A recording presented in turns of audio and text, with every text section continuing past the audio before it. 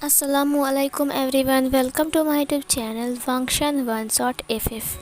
सो guys, आज का new part लेकर आ चुकी हूँ। उम्मीद करती हूँ कि आप इस पार्ट के लिए बेसब्री से इंतज़ार कर रहे थे। तो चलिए स्टार्ट करते हैं आज के न्यू पार्ट को। सो इस पार्ट में हमने देखा था कि वांग जी के पास एक खत आया था, जिस खत में लिखा हुआ था कि वांग जी को गूसू वापस आना पड़ेगा। कुछ ज़रूरी काम के लिए उसके अंकल ने उसे खत लिखा है।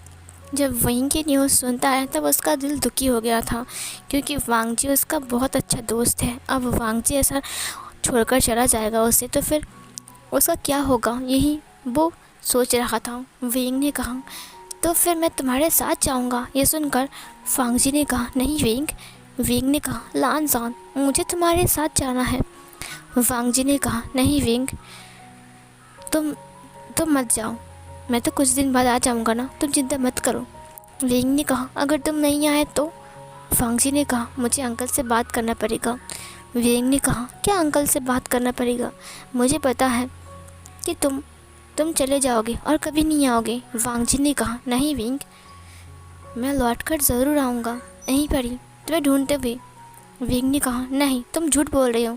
वांग जी ने कहा, मैं प्रॉमिस करता हूँ। सीन कट होता है। वेंग वांग जी को बहुत रिक्वेस्ट करता है उसे अपने साथ ले जाने के लिए, बट वांग जी वेंग से ये कहता है, बहुत ज़रूरी काम के लिए बुलाया है। अंकल को पता है कि मैं यहाँ पर काम के लिए आया हूँ और अंकल मुझे बहुत ज़रूरी काम के लिए बुलाया है। लगता है बहुत बड़ी मुसीबत हो गई है, नहीं तो अंकल मुझे कभी ऐसे नहीं बुलाते हैं। तुम समझ रहे हो ना वेंग? वेंग ने कहा, लेकिन मुझे जाना है। वांग जी ने कहा, मैं तुम्हें नहीं लेकर जा सकता वेंग। वेंग ने कहा, नहीं, मुझे जाना है, मैं यहाँ पर नहीं रह सकता। वांग जी ने कहा, वेंग, तुम समझने की कोशिश क्यों नहीं करते हो? एक बार मैं प्रॉब्लम को ख़त्म कर दूँ, उसके बाद मैंने कहा ना मैं यहाँ पर आऊँगा। वेंग ने कहा, नहीं, तुम झूठ बोल रहे हो। ये बोलकर वेंग नाराज़ होकर चला गया वहाँ से। वांग जी उसे ही ढूंढ रहा था। उसने जियांग फेंगमियान को खत लिखा जल्दी से घर वापस आने के लिए, क्योंकि वो गोसू वापस जाने वाला है। जियांग फेंगमियान वो खत पाकर ही घर वापस आ रहा था और इधर वांग जी वेंग को ढूंढ रहा था, लेकिन वेंग कहीं भी नहीं था।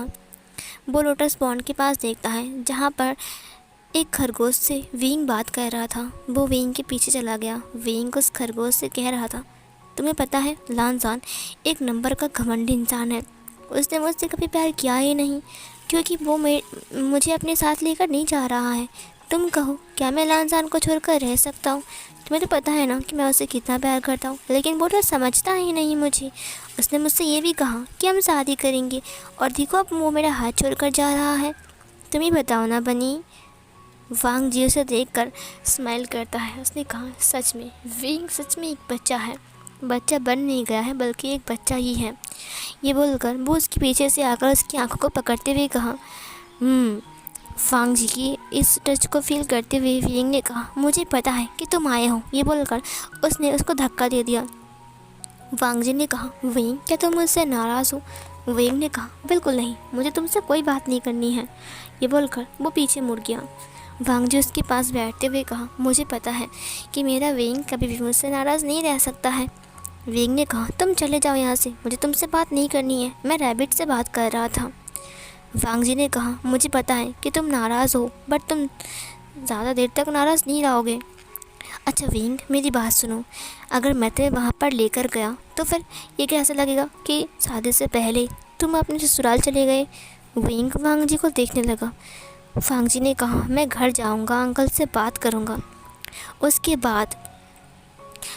बाद मैं अंकल से परमिशन लूँगा, फिर अंकल शादी के लिए परमिशन देगा, फिर मैं तुम्हारे घर भेजूँगा, फिर जियांग अंकल के साथ मेरी अंकल बात करेंगी, फिर तभी ना मैं शादी करूँगा तुमसे। वेंग ने कहा, रियली? वांग जी ने कहा, हाँ, तुम विश्वास करो वेंग, इस बार घर जाकर मैं अंकल से बात करूँगा, उसके बाद मैं फिर से यहाँ पर तुम्हें लेने के लिए आऊँगा और हमेशा हमेशा के लिए मैं तुम्हें यहाँ से लेकर जाऊँगा। वेंग ने कहा, तुम झूठ बोल रहे हो। वांग जी ने कहा, मैं झूठ नहीं बोल रहा हूँ वेंग, मैं प्रॉमिस करता हूँ। वेंग ने कहा, पक्का वाला प्रॉमिस? वांग जी ने कहा, पक्का वाला प्रॉमिस वेंग। वेंग स्माइल करते हुए कहा, ठीक है, तो तुम जा सकते हो, लेकिन हाँ, मुझे खत लिखते रहना। वांग जी ने कहा, बट तुम्हें तो मेरी हैंड राइटिंग समझ में आएगा, बट तुम्हारा हैंड राइटिंग मुझे समझ में नहीं आएगा वेंग। वेंग ने कहा, तुम समझ जाना। वांग जी ने कहा, इतने दिन तक मैं तुम्हें समझ चुका हूँ, तुम क्या लिख सकते हो मुझे पता है। ये बोलकर वो स्माइल करता है। वेंग उसे हक करते हुए कहा, ओ लानजान, तुम्हारी बहुत याद आएगी। तुम्हें पता है मैं हमारे प्रैक्टिस को भी बहुत ज़्यादा मिस करूँगा। ये सुनकर वांग जी के दोनों कान लाल हो गए। उसने कहा, क्या? वेंग ने कहा, हमारे प्रैक्टिस, जो हम प्रैक्टिस करते हैं ना, वो दरअसल तभी। वांग जी ने उसकी माउथ को पकड़ते हुए कहा, मेरी बात कान खोलकर सुन लो, हम दोनों की प्रैक्टिस के बारे में तुम किसी को नहीं बताओगे, समझे? ये सुनकर वेंग ने कहा, लेकिन क्यों? हम किसी को क्यों नहीं बताएंगे? फिर वांग जी ने कहा, वेंग, जो प्रैक्टिस हम करते हैं अगर सब लोग जान गए तो सब लोग भी उसकी प्रैक्टिस करने लगेंगे, फिर हम सबसे हार जाएंगे। तुमको समझ में नहीं आता है? ये सिर्फ एक सीक्रेट है जो हम दोनों के बीच रहेगी। वेंग ने कहा, सच में तुमने सही कहा, अगर हमने इसे रिवील कर दिया तो सब लोग जान जाएंगे और फिर वो लोग भी इसकी प्रैक्टिस करना स्टार्ट कर देंगे और वो लोग ज़्यादा पावरफुल हो जाएंगे, है ना लांजा? वांग जी ने कहा, हाँ वेंग। फिर वेंग ने कहा, ठीक है, तो फिर मैं इसके बारे में किसी को नहीं बताऊंगा। वेंग वांग जी को देखते हुए कह रहा था, सच में वेंग कितना मासूम है। वांग जी को नहीं लगता कि उसने वेंग को धोखा दिया है, जबकि वेंग अपनी असली हालत में नहीं है। वेंग एक 5 साल का बच्चा बन चुका है। सीन कट होता है। पानी के ऊपर से ये सब कुछ मोशवानियों देख रहा था। मोशवानियों जो कि येलिंग में है, उसने अपने गुरुजी को बुलाते हुए कहा, गुरुजी, आपको नहीं लगता कि वेंग के साथ अब कुछ ज़्यादा ही हो रहा है? मुझे लगता है ये लान वांग जी ना वेंग को धोखा दे देगा, क्योंकि वेंग बहुत इनोसेंट है। आपको पता है, किसी के बारे में वो बताने के लिए मना भी कर रहा है। मुझे तो लगता है वो वेंग को धोखा दे रहा है, वो सिर्फ वेंग को यूज़ कर रहा है। फिर ये सुनकर उसके गुरुजी ने कहा, नहीं नहीं मोशवानियों, तुम गलत समझ रही हो। वो लान परिवार का बच्चा है और लान परिवार का इंसान कभी भी किसी को धोखा नहीं देते हैं और ना ही अपने रूल्स को ब्रेक करते हैं। मुझे उम्मीद है कि वांग जी दोबारा वेंग के हाथ पकड़ने के लिए सामने आएगा। वो कुछ ज़रूरी काम के लिए शायद अपने घर जा रहा है। फिर ये सुनकर मोशवानियों ने कहा, उस चिट्ठी में लिखा हुआ था कि कुछ मॉन्स्टर ने घुसू के ऊपर अटैक किया था और वो दोबारा रात को आने वाले हैं। वो कुछ बच्चे, बकरियां और गाय को उठा लेकर गए हैं। ये सुनकर गुरुजी ने कहा, हाँ सही कहा तुमने। धीरे धीरे करके ये मॉन्स्टर भी अब बाहर आ रहे हैं, क्योंकि वैन रोहान कैद हो चुका है। वैन रोहान इन्हें कंट्रोल करता था, अब इन्हें कंट्रोल करने वाला कोई भी नहीं है, क्योंकि वेंग भी खुद अपनी हालत में नहीं है। वेंग इन्हें कंट्रोल कर पाता, लेकिन अब वेंग अपनी हालत में नहीं है तो कौन कंट्रोल करेगा उन्हें? ये सुनकर मोशवानियों ने कहा, अब क्या होगा इंसानों का? फिर गुरुजी ने कहा, कुछ नहीं होगा, तुम देखना, बहुत जल्द वेंग को सब कुछ याद आ जाएगा। सीन कट होता है। नेक्स्ट सीन में हम वेंग को देखते हैं, जो कि खिड़की के पास बैठा हुआ था और वो चांद को देखते हुए रो रहा था, क्योंकि कल अंकल जियांग घर वापस आ जाएंगे और जियांग अंकल के आने के बाद ही अब वांग जी चला जाएगा। इधर वांग जी वेंग को लोटस पॉन्ड के पास ढूंढता है, लेकिन वो वहाँ पर नहीं था। वो प्रैक्टिस करने के, जहाँ पर वो लोग प्रैक्टिस करते हैं तलवारबाजी, वहाँ पर भी जाकर देखता है, लेकिन वहाँ पर भी वेंग नहीं था। वो वेंग के लिए बहुत ज़्यादा फिक्र कर रहा था, न जाने ये वेंग कहाँ चला गया है। वो वेंग को ढूंढते ढूंढते अब वेंग के रूम की तरफ जा रहा था, तब उसने देखा कि वेंग का रूम का दरवाज़ा खुला हुआ है। वो घर के अंदर आ गया। उसने देखा कि वेंग का आसपास कहीं भी नहीं है। वो बैल्कनी के पास वहाँ पर बैठा हुआ है और वहीं से वो चांद को देख रहा है। उसे देखकर वांग जी उसके पास आ गया। उसने कहा, वेंग पीछे मुड़ते हुए कहा, लानजान। वेंग की आंखों में आंसू थे। वांग जी ने उसकी फेस को पकड़ते हुए कहा, तुम रो रही हो? मैंने कहा ना, मैं जल्दी आ जाऊंगा। वेंग ने वांग जी को हग करते हुए कहा, मुझे तुम्हारी बहुत याद आएगी। तुम्हें पता है, तुम्हें अच्छा लग रहा है ना, तुम जा रहे हो, लेकिन पता है मेरे लिए कितना मुश्किल है। वांग जी ने कहा, मुझे पता है वेंग कि तुम मुझसे कितना प्यार करते हो और मैं भी तुमसे उतना ही प्यार करता हूँ। वेंग प्लीज़ मत रो, मैं बहुत जल्द आ जाऊँगा और आकर ही तुम्हें गले से लगा लूँगा, ठीक है? वेंग उसे देखता रहा। वांग जी ने उसकी फॉरहेड के ऊपर एक छोटा सा टैप किया। उसने कहा, मेरा प्यारा सा वेंग। उसके बाद वेंग ने कहा, क्या लास्ट बार हम वो प्रैक्टिस कर सकते हैं? उसके बाद तो शायद तुम न जाने कितने दिन नहीं आओगे। वांग जी ने कहा, हाँ ज़रूर विंग। विंग उसे देखते हुए कहा, ठीक है। उसके बाद विंग अपनी अपर रोप को निकाल देता है। वांग जी एक नोटिस स्माइल करता है और अपनी अपर रोप को निकाल देता है। फिर वो विंग को लेकर ब्राइडल स्टाइल में कैरी करते हुए अपनी बेड के पास आता है और विंग को ध्यान से लिटा देता है। लिटाने के बाद वो विंग की बालों को सहलाते हुए कहा, विंग, मैं चाहता हूँ कि तुम हमेशा खुश रहो और मैं तुम्हें ज़िंदगी भर खुश रखने वाला हूँ। विंग ने स्माइल किया और वांग जी को हग कर लिया और उन दोनों का रोमांस यहीं पर ही स्टार्ट हो गया। सीन कट होता है। सुबह सुबह वांग जी उठकर रेडी हो चुका था। इधर जियांग फेंग मियान भी सुबह सुबह आ चुके थे। जियांग फेंग मियान पूरे कबीले को फिर से ठीक कर रहे थे क्योंकि वो बहुत टाइम तक नहीं थे और तूफ़ान की वजह से बहुत कुछ गिर चुका है, उसके बाद बर्बाद हो चुका है। वो सब कुछ वो ठीक करने के बारे में सोच रहा था। तभी इधर जियांग चैंग वापस आता है अपनी तलवार के साथ। उसकी मॉम जियांग चैंग को बहुत प्यार से पानी पिलाती है। जियांग चैंग बहुत ज़्यादा हैप्पी था, बट उसने देखा कि विंग मुंह लटका कर खड़ा है। उसने विंग को देखते हुए कहा, क्या तुम खुश नहीं हो कि मैं यहाँ पर हूँ? फिर विंग ने उसे देखते हुए कहा, फिर विंग बैठ गया। जियांग चैंग ने कहा, मुझे पता है कि तुम मुझे पसंद नहीं करते हो, और वैसे भी तुमने कहा था ना कि मोटा भैंस मेरे पीछे पड़ जाएगा। लगता है तुम वो बात भूल गई। बट विंग ज़रा सा भी नहीं हंस रहा था। जियांग चैंग ने कहा, आशियान क्या हुआ है? बट विंग ने कोई जवाब नहीं दिया। थोड़ी देर बाद वहाँ पर वांग जी अपनी तलवार लेकर आ गया और ग्रीट करते हुए कहा, अब मुझे निकलना होगा। मैडम यू ने ग्रीट करते हुए कहा, राजकुमार लान, मुझे उम्मीद है कि हमने आपका अच्छे से सेवा किया है। ज़रूर, अगर हमने कुछ गलती किया तो हमें माफ़ कर देना। जियांग फेंग मियान ने कहा, राजकुमार लान, आपका बहुत बहुत शुक्रिया कि आपने विंग का ख्याल रखा। आपकी वजह से विंग बहुत कुछ सीख पाया है। विंग अब हैंड राइटिंग करता है, पढ़ाई करता है, कुछ कुछ रूल्स को फॉलो करता है और वो मैनर्स भी सीख रहा था। लेकिन अचानक से आप जा रहे हो, मुझे लगता है कि विंग की शिक्षा अधूरी रह गई। वांग जी ने कहा, कोई बात नहीं, मैं दोबारा वापस ज़रूर आऊँगा। कुछ प्रॉब्लम की वजह से मुझे गोसू वापस जाना पड़ रहा है, लेकिन आप चिंता मत कीजिए, मैं बहुत जल्दी आ जाऊँगा। ये सुनकर जियांग फेंग मियान ने कहा, ठीक है। उसके बाद वांग जी नाव में आ गया। विंग उसे देखकर अपनी आंखों में आंसू आ गए। वांग जी से इशारे से ना कहा, बट विंग वहाँ से भाग गया। जियांग चैंग को ये बहुत अजीब लगा। वो उन दोनों को ही देख रहा था। फिर जियांग चैंग ने अपनी मॉम से कहा, विंग रो रहा है। विंग को तो पढ़ाई करना पसंद नहीं है ना, और ऊपर से ये लान वांग जी, वो लान वांग जी को भी पसंद नहीं करता है, लेकिन उस लान वांग जी के लिए वो रो रहा है। सच में विंग कितना बदल गया है ना मॉम। उसकी मॉम ने कहा, मुझे नहीं पता, बदल जाए उसके लिए अच्छा है। ये बोलकर मैडम यूँ चली गई वहाँ से। जियांग फेंग मियान ने कहा, सही कहा तुमने, उसके साथ उसकी लगाव सी हो गया था। अब वो दोनों अच्छे दोस्ती बन चुके थे। जियांग चैंग ने कहा, हाँ सही कहा आपने। वांग जी दूर से अपने हाथ से इशारा करके बाय बाय कह रहा था। जियांग फेंग मियान और जियांग चैंग भी अपने हाथ को इशारा करके बाय बाय कहकर अंदर चले गए। सीन कट होता है। इधर वांग जी अपने कबीले में आ चुका था।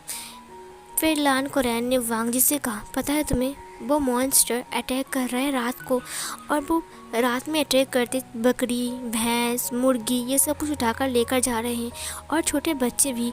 मुझे घबराहट सी हो रही है। फिर वांग जी ने कहा, कितने मॉन्स्टर हैं?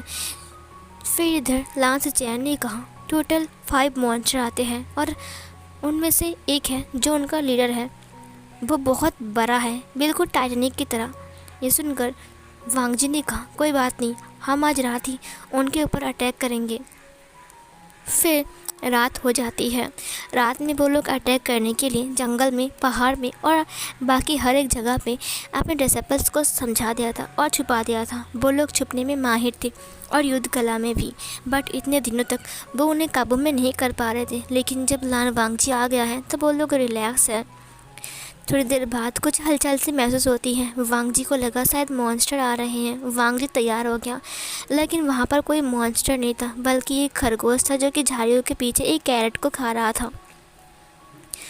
उस रैबिट को देखकर वांग जी को विंग की याद आ गई। वो विंग की याद करते हुए सोच रहा था, सच में उसके बने तितली बिल्कुल विंग की तरह है।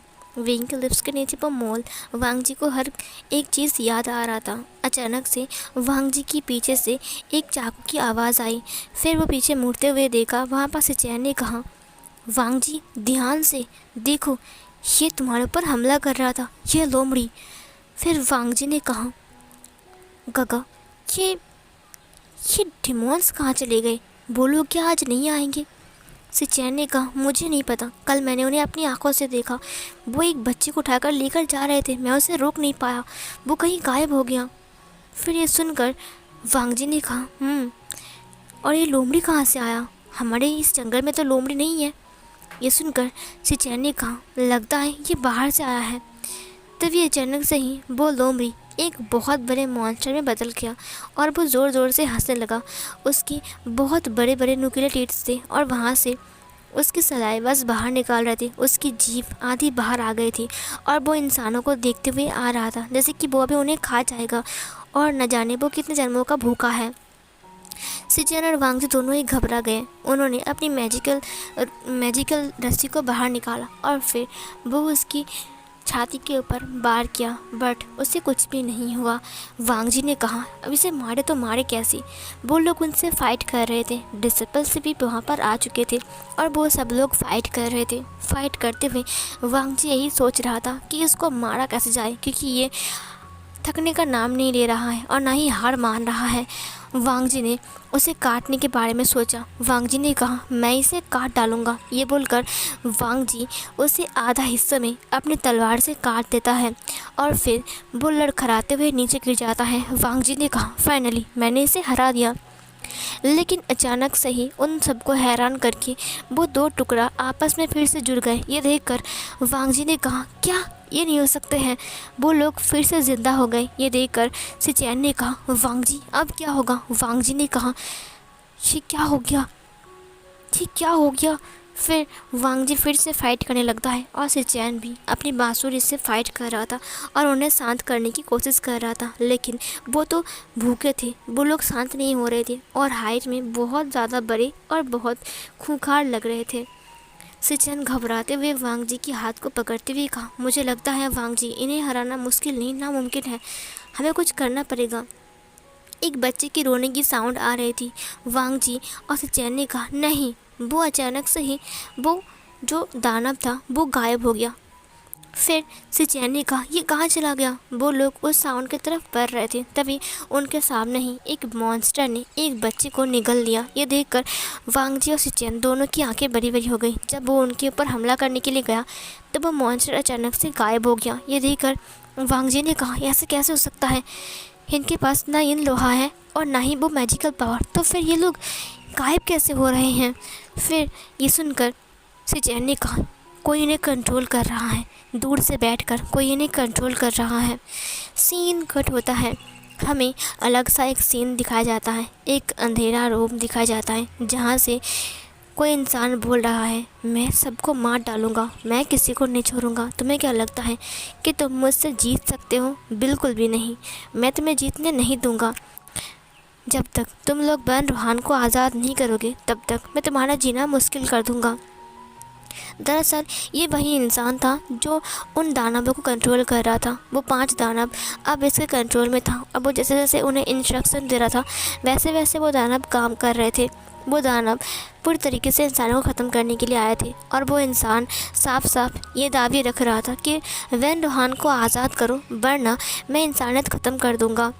फिर थोड़ी देर बाद वांग जी पूरी तरीके से थक चुका था। उसने कहा, नहीं, मैं इनसे फ़ाइट नहीं कर सकता हूँ, इन्हें जितना भी मारो ये थकते भी नहीं हैं और हार मारने का नाम भी नहीं ले रहा है। तभी सब कुछ अचानक से रुक गया, जैसे कि पॉज हो चुका है। फिर थोड़ी देर बाद एक आवाज़ आई। उस आवाज़ में सब लोग थम सा गए। लान कोरैन भी बाहर आ गया। आसमानी से एक आवाज़ आ रही थी, मेरी बात कान खोलकर सुन लो इंसानों, जब तक आप लोग वैन रूहान को आज़ाद नहीं करोगे तब तक एक एक करके मैं सारे कबीले को ख़त्म कर डालूँगा, सारे गांव वाले को ख़त्म कर डालूँगा। पहली बारी है गूसू की। सबसे पहले वैन रूहान को आज़ाद करो वरना गूसू हमेशा हमेशा के लिए ख़त्म हो जाएगा। उसके बाद में ये कबीला, फिर जिन कबीला, फिर जियांग कबीला। उसके बाद मैं देखता हूँ कि तुम लोग क्या कर सकते हो। लान कोरैन पूरी तरीके से घबरा गया। उसने कहा, नहीं, तुम ये नहीं कर सकते हो। फिर उस इंसान ने कहा, देखो अब मैं क्या कर सकता हूँ। इधर वांग जी अपने अंकल को देखते हुए कहा, अंकल अब क्या होगा? लान कुरैन ने कहा, वैन रोहान को आज़ाद करना पड़ेगा वरना वो सबको मार डालेगा। न जाने अभी ये कौन है, लगता है ये वैन रोहान का कोई दोस्त होगा। सिचैन ने कहा, लेकिन हम वैन रोहान को आज़ाद नहीं कर सकते हैं, उसे सिर्फ और सिर्फ विंग आज़ाद कर सकता है। लेकिन विंग तो अपनी असली हालत में नहीं है। वांग जी ने कहा, नहीं, विंग अपनी असली हालत में नहीं है और विंग वैन रोहान को आज़ाद भी नहीं कर सकता है, क्योंकि विंग को तो कुछ भी याद नहीं है। अगर विंग को कुछ भी याद नहीं है तो वो मैजिकल पावर का यूज़ कैसे करेगा? उसे तो ये तक नहीं पता कि वो बड़ा हो चुका है। सिचैन ने कहा, अब क्या होगा? सिचैन रोने लग गया। सिचैन की आंखों से आंसू बह रहे थे। अचानक से कुछ डिसिपल पानी लेकर आ रहे थे सबके लिए, और वहाँ पर वो दानव आकर उनके ऊपर अटैक कर देता है। वो डिसिपल डर के मारे उस दानव के ऊपर पानी फेंक देता है, जिससे वो दानव घबरा जाता है और पानी उस दानव के ऊपर गिरते ही वहाँ पर धुआं धुआं सा उड़ने लगता है और उसकी बॉडी वहीं से ही गल रही थी। ये देखकर वांग जी ने कहा, पानी। सिचैन ने कहा, पानी? वांग जी ने कहा, पानी ही इनका विनाश है। ये सुनकर सिचैन ने कहा, पानी इनका विनाश है?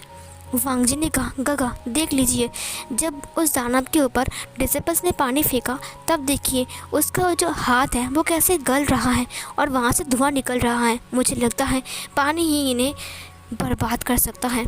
ये बोलकर वांग जी हवा में उड़ जाता है और वो झरने के पास से पानी को कंट्रोल करते हुए अपनी तलवार की मदद से दानव की तरफ अटैक करता है और दानव के ऊपर पानी लगते ही वो दानव पूरा ही गल गया और गल के मिट्टी के साथ मिल गया। वो एक एक करके सारे के सारे दानव को ऐसे ही गला रहा था और सब लोग मिट्टी के साथ मिल रहे थे। यह देखकर वांग जी काफ़ी ज़्यादा खुश था। अब एक लास्ट बचा था और वो वहाँ से भाग रहा था। वांग जी उसका पीछा करता है। वांग जी उसका पीछा करते करते उससे फाइट भी कर रहा था। वो हद तक वांग जी को चोटें पहुँचा रहा था। वो जानबूझकर वांग जी को कांटे भरे रास्ते के बीच में लेकर जा रहा था, जिससे वांग जी के रोप्स फट चुके थे, उसकी स्किन भी फट चुका था और वहाँ से ब्लड आ रहे थे। वांग जी काफ़ी ज़्यादा कमज़ोर भी हो चुका था।